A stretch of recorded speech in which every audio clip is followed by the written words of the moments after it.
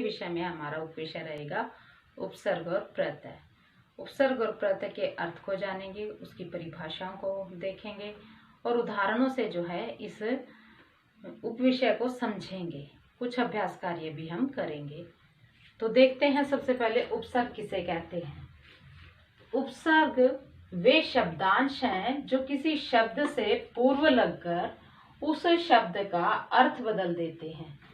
ये शब्द नहीं होते बल्कि शब्दांश होते हैं जो किसी शब्द से कहाँ लगते हैं, पूर्व लगते हैं और उसी शब्द का अर्थ बदल देते हैं, एक नए शब्द का निर्माण करते हैं।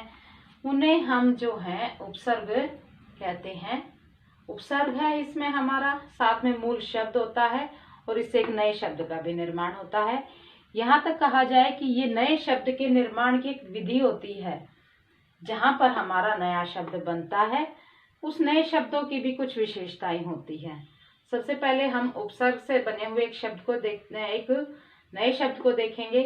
जैसे उप यहाँ पर हमारा उपसर्ग है, कार हमारा मूल शब्द है और उपकार उपसर्ग का प्रयोग करके बनाया गया एक नया शब्द है उपकार। हिंदी में प्रयुक्त होने वाले जो उपसर्गों की जो विशेषताएं हैं उसके बारे में जानते हैं।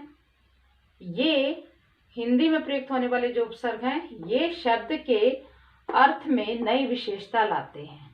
शब्द के अर्थ में जो है नई विशेषता लाते हैं। शब्द से के साथ प्रयोग होंगे शब्द से पहले और उसकी जो विशेषता होती है उसके अर्थ की, उसमें एक नई विशेषता लाते हैं। एक तरह से यहाँ अगली लाइन में हम देखें तो शब्द के अर्थ को उलट देते हैं, यानी विलोम भी बना देते हैं। विलोम शब्द बन जाते हैं। कई बार जब शब्द के साथ हिंदू जोड़ा जाता है तो विलोम शब्द बन जाते हैं। शब्द के अर्थ में कोई खास परिवर्तन नहीं करते न करके बल्कि उसके मूलार्थ के इर्द गिर्द अर्थ प्रदान करते हैं। एक तरह से पर्यायवाची शब्द यहाँ पर बन जाते हैं। कहने का यहाँ पर अभिप्राय है कि वो शब्द के अर्थ में कोई खास परिवर्तन नहीं करते बल्कि उसके मूलार्थ के इर्द गिर्द अर्थ प्रदान करते हैं। यहाँ पर हमने देखा कि हिंदी में प्रयुक्त होने वाले जो हमारे उपसर्ग हैं उनकी विशेषताएं, ये शब्द के अर्थ में एक नई विशेषता लाते हैं। नई विशेषता जैसे शासन शब्द है, उसमें अनु को अगर हम जोड़ दें तो अनुशासन एक नई विशेषता ले आया। यहाँ पर देखें हम शब्द के अर्थ को उलट देते हैं, यानी विलोम बन जाते हैं हमारे शब्द। जैसे धर्म अधर्म, चर अचर और काल अकाल, ऐसे। और यहाँ पर शब्द के अर्थ में कोई खास परिवर्तन न करके उसके मूलार्थ के इर्द गिर्द जो है अर्थ प्रदान करते हैं। जैसे भ्रमण परिभ्रमण, प्रतिकार, इस तरह के शब्दों का निर्माण यहाँ पर हो जाता है। तो ये हमारे उपसर्ग वे शब्दांश, शब्द न होकर शब्दांश जो किसी शब्द से पूर्व लगते हैं और उसके अर्थ में परिवर्तन कर देते हैं, अर्थ बदल देते हैं, उन्हें हम उपसर्ग कहेंगे और हिंदी भाषा में ये उनकी विशेषता रहेंगी। अब हम कुछ उदाहरणों से जो है इसका स्पष्टीकरण अच्छे तरीके से और करते हैं। अब यहाँ पर हम कुछ उदाहरण देखेंगे कि हिंदी के प्रसिद्ध उपसर्ग कौन से हैं और उनका अर्थ क्या निकलता है और वे जब मूल शब्द के साथ लगते हैं तो किस तरह से जो है विपरीत या विलोम शब्दों का निर्माण करते हैं। यहाँ देखते हैं हम इन शब्दांशों के बारे में। अ का क्या अर्थ होता है? अभाव या निषेध। किसी मूल शब्द के साथ अगर हम उपसर्ग का प्रयोग करते हैं तो वहां पर इसका अर्थ होगा अभाव या निषेध। जैसे टल एक हमारा मूल शब्द है, इसमें हम उपसर्ग का प्रयोग कर रहे हैं तो अटल हमारा नया शब्द बन रहा है जो इसका विपरीत शब्द बन गया हमारे मूल शब्द का। यहाँ पर हम धर्म करते हैं, हमारा उपसर्ग है, धर्म हमारा मूल शब्द है, इसमें हमने उपसर्ग का प्रयोग करते हुए जब एक नया शब्द बनाया है तो वो अधर्म है जो कि इसका विलोम शब्द है। यहाँ पर देखें जमा में जर, हमारा उपसर्ग रहा, जर यहाँ मूल शब्द रहा, नए शब्द का निर्माण हुआ अजर। तो ये एक तरह से जो है जब हमने इन उपसर्गों का प्रयोग किया तो एक नए शब्द का निर्माण हुआ। तो हमारे उपसर्ग जो हैं एक नए शब्द के निर्माण की भी एक विधि है। अब हम आगे करते हैं, जैसे क और कु शब्द का हम शब्दांश का अगर हम प्रयोग करते हैं तो इसका अर्थ बुरा और नीचता होता है। अब हम उदाहरणों से इस अर्थ को समझेंगे। जैसे कर्म शब्द में कु उपसर्ग का अगर हम प्रयोग करते हैं तो हमारा शब्द नया बनता है कुकर्म, यानी बुरे कर्म। यहाँ पर पात्र हमारा मूल शब्द है और इस शब्द में हम कु उपसर्ग का प्रयोग करेंगे तो हमारा नया शब्द बनेगा कुपात्र। इसी तरह संघ हमारा मूल शब्द है, यहाँ पर हमने कु उपसर्ग का प्रयोग किया तो हमारा नए शब्द बना कुसंग। कुसंग का अर्थ बुरी संगत, और यहाँ पर संग हमारा अच्छी संगत भी हो सकती है और बुरी संगत भी। तो कु उपसर्ग का प्रयोग करने पर अर्थ बदल जाता है। क जमा में पूत, कपूत। यहाँ पर सपूत भी हो सकता है अगर हम स उपसर्ग का प्रयोग करेंगे, और अगर क का प्रयोग कर रहे हैं तो कपूत, उसका अर्थ बदल गया। तो इस तरह जो है हिंदी के ये हमारे प्रसिद्ध उपसर्ग हैं। हम और उदाहरणों से इसे समझते हैं। अब हम बिन शब्दांश का प्रयोग करेंगे। बिन का अर्थ होता है रहित या निषेध। किसी चीज का अभाव या निषेध जो होता है वो होता है बिन शब्दांश का अर्थ। जैसे मांगा जो हमारा मूल शब्द है, इसमें हम बिन शब्दांश का प्रयोग कर रहे हैं तो यहाँ पर हमारा बिन जमा में मांगा, बिन मांगा, ये हमारा एक नया शब्द बना बिन मांगा। बिन जमा में बोया, बिन बोया, यानी जो खेत बिना बोया हुआ होता है उसे बिन बोया कहा जाता है। यहाँ पर बिन का अर्थ हमने बताया रहित या निषेध, किसी चीज का अभाव के संकेत देता है, और उसमें हमने बिन शब्द का शब्दांश का अगर हम प्रयोग कर रहे हैं, उपसर्ग का प्रयोग कर रहे हैं तो हमारे अर्थ अलग हो जाते हैं। यहाँ देखते हैं हम दो। दो का अर्थ होता है बुरा, हीन या दो। कहीं पर इसके दो अर्थ होता है दो, हीन और बुरा। अब हम इनके उदाहरण देखते हैं। जैसे दू जमा में बला, दुबला। दू जमा में बला, दुबला, यानी कमजोर। दू जमा में पहरी, दोपहरी। दोपहर जो होती है, दोपहरों का जो समूह होता है। यहाँ हम सु उपसर्ग का प्रयोग करके जो है कुछ नए शब्द बना रहे हैं। सु का अर्थ होता है उत्तम। जैसे सु जमा में राज, सुराज, यानी अच्छा राज। सु जमा में पुत्र, सुपुत्र, अच्छा पुत्र। भर, भर उपसर्ग का प्रयोग करके नए शब्द बने हैं। यहाँ भर का अर्थ होता है पूरा। भर जमा में पूर, भरपूर। भर जमा में पेट, भरपेट। फिर से एक बार इन उदाहरणों को हम करते हैं। बिन, बिन का अर्थ होता है रहित या निषेध। ये हमारा उपसर्ग हो गया बिन। बिन का अर्थ हुआ रहित या निषेध। इससे हमने उपसर्ग का प्रयोग करके मूल शब्द में देखो कैसे बनाया नया शब्द। बिन जमा में मांगा, बिन मांगा। बिन जमा में बोया, बिन बोया। यहाँ पर हम दो उपसर्ग का प्रयोग करते हैं जिसका अर्थ होता है बुरा या हीन या दो। ये इसके अर्थ हुए।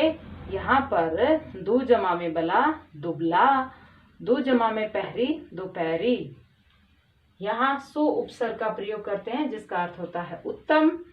सु जमा में राज, सुराज, और सु जमा में पुत्र, सुपुत्र।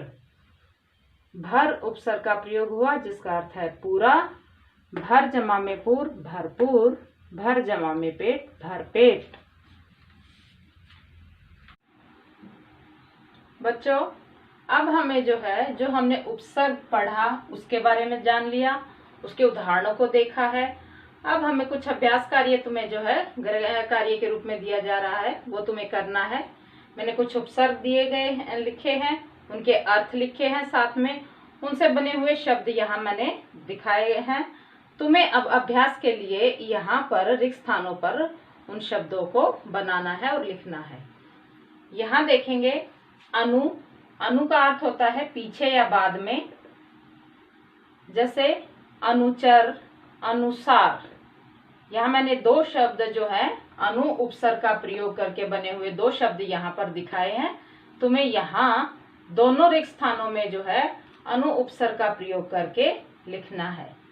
उप, उप का अर्थ होता है समीपता, लघुता या सहायक के रूप में जो है इस उपसर्ग का प्रयोग किया जाता है।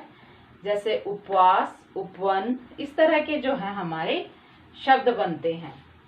अति, अति माने होता है अधिक, ऊपर, उस पर। अति मूर्ख, यह मैंने एक शब्द दिया तुम्हें, आगे तुम अभ्यास के लिए तुम स्वयं करोगे। ना, ना का अर्थ होता है अभाव, नापसंद, यहाँ दिया। अधि, अधि का अर्थ होता है ऊपर, प्रधान यानी अधिकार। सौ, सौ का अर्थ होता है अपना, जैसे स्वाधीनता, स्वाधीन, स्वतंत्र, ऐसे। तो इन उपसर्गों का यहाँ पर अर्थ स्पष्ट कर रखा है और इन उपसर्गों का प्रयोग करके तुम्हें यहाँ नए शब्द बनाने हैं। ये तुम्हारा अभ्यास कार्य है। फिर से एक बार हम अपने इस उपसर्ग के बारे में देखते हैं। उपसर्ग वो शब्दांश होते हैं जो किसी शब्द से पहले लगकर उसके अर्थ को बदल देते हैं, उसमें नई विशेषता ला देते हैं। ये किसी न किसी शब्द के साथ लगकर उसको विलोमार्थ में परिवर्तित कर देते हैं, पर्यायवाची बना देते हैं, या फिर उसकी जो है नई विशेषता उसमें पैदा कर देते हैं। उपसर्ग में हिंदी में प्रयुक्त होने वाले हमने उपसर्गों के बारे में विस्तार से किया था। अब कुछ हमारे ये उपसर्ग हैं, इनसे संबंधित ये अभ्यास कार्य तुम्हें करके लेके आना है। धन्यवाद। अब हमने उपसर्ग करने के बाद हम करते हैं प्रत्यय। प्रत्यय किसे कहते हैं उसकी परिभाषा देखेंगे, उसके उदाहरणों को समझेंगे। प्रत्यय ये वे शब्दांश हैं जो किसी शब्द के अंत में जुड़कर उसके अर्थ में नवीनता, परिवर्तन अथवा विशेषता ला देते हैं। उसी शब्द के अंत में जुड़कर क्या ला देते हैं? नवीनता ला देते हैं, परिवर्तन लाते हैं और उसकी विशेषता बढ़ा देते हैं। उन्हें हम प्रत्यय कहते हैं। ये भी उपसर्गों की तरह क्या होते हैं? शब्दांश होते हैं जो शब्द के कहाँ लगते हैं? अंत में लगते हैं और उसी शब्द के अर्थ में नवीनता, परिवर्तन और उसकी विशेषता बढ़ा देते हैं। जैसे उदाहरणों के जरिए हम समझते हैं। एक बूढ़ा शब्द हमारा है, उसमें हमने पा प्रत्यय का प्रयोग किया तो हमारा शब्द बना बुढ़ापा। यह हमारा पा जो है वो क्या है? प्रत्यय है। जैसे लूट जमा में एरा, लुटेरा, तो यहाँ पर एरा जो हमारा शब्दांश है वो भी प्रत्यय है। शक्ति जमा में शाली, शक्तिशाली। यहाँ जब हम इनका संधि विच्छेद करते हैं तो यहाँ पर देखते हैं कि शाली जो है वो हमारा प्रत्यय है और शक्ति हमारा मूल शब्द है, तो इसमें हमने जोड़ा इसको, तो शक्तिशाली। गुण जमा में वान, गुणवान। मनुष्य जमा में तव, मनुष्यतव। तो ये हमारे जो हैं मूल शब्द हैं। मूल शब्दों में हमने इन प्रत्ययों का प्रयोग किया और हमारे जो है इस नए शब्द में इस नवीनता आ जाती है, उसमें परिवर्तन आता है। बुढ़ापा ये विशेषता हो गई, लुटेरा, शक्तिशाली, गुणवान और मनुष्यतव। इनमें अंत का जो हमारे शब्दांश हैं तव, वान, शक्तिशाली, एरा और पा, तो ये क्या हमारे प्रत्यय हैं। कुछ अन्य और उदाहरणों से हम इस और गहराई से समझते हैं। हमने प्रत्यय की परिभाषा की। प्रत्यय में जो शब्दों के अंत में प्रयोग होते हैं उन्हें हम प्रत्यय कहते हैं, उनके उदाहरण किए। अब हम कुछ अभ्यास के लिए तुम्हें दे रहे हैं। निम्नलिखित प्रत्ययों का प्रयोग करके नए शब्द बनाओ। यहाँ पर मैंने कुछ प्रत्यय लिखे हैं और उनसे संबंधित एक एक शब्द बनाया भी है। यहाँ पर तुम्हें अभ्यास के लिए 3-3 शब्द नए बनाने हैं। एक बार देखते हैं। जैसे पन, बच जमा में पन, बचपन। वट, सजा जमा में वट, सजावट। वाला, सब्जी जमा में वाला, सब्जी वाला। वान, धन प्लस में वान, धनवान। ई, गहरा जमा में ई, गहराई। इत, क्रोध जमा में इत, क्रोधित। तो यहाँ पर जो है ये हमारे क्या है, प्रत्यय हैं और इनसे तुम्हें यहाँ पर 3-3 नए शब्द बनाने हैं इन्हीं प्रत्ययों का प्रयोग करके। धन्यवाद।